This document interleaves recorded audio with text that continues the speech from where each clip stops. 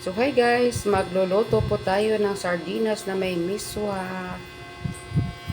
Ayan po ang ating lulutuin. Ayan, isang sardinas lang guys para tipid. Ayan po.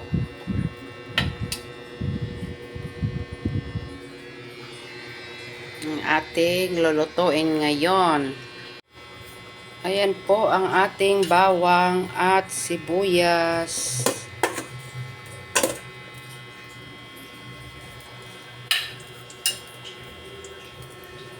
So, bago natin ilagay ang sardinas, pigaan ko yan mamaya ng kalamansi, guys. Ayan.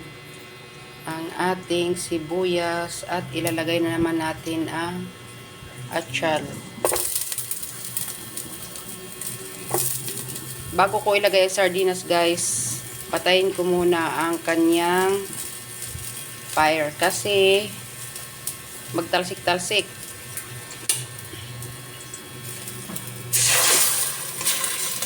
Ayan.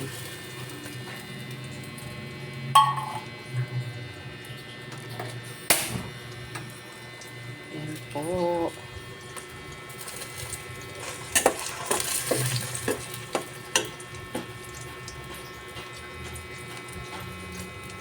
Pigaan ko yan mamaya ng kalamansi guys bago siya maluto para wala siyang langsa.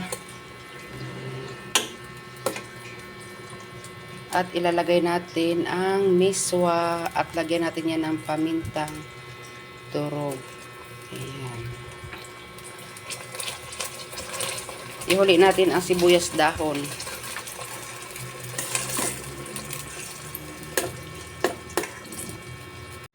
Ayan po, nilalagyan na po natin ng tubig. At pakuluin muna natin bago ilagay itong miswa.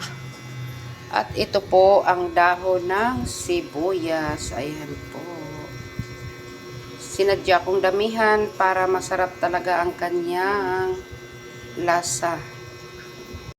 Ilalagay na po natin to kasi ito ang ito ang matigas sa sibuyas. Ayan. So ayan guys, nilalagay ko na lahat ang dahon ng sibuyas at ilalagay ko na naman ang miswa. Ayan po ang miswa guys.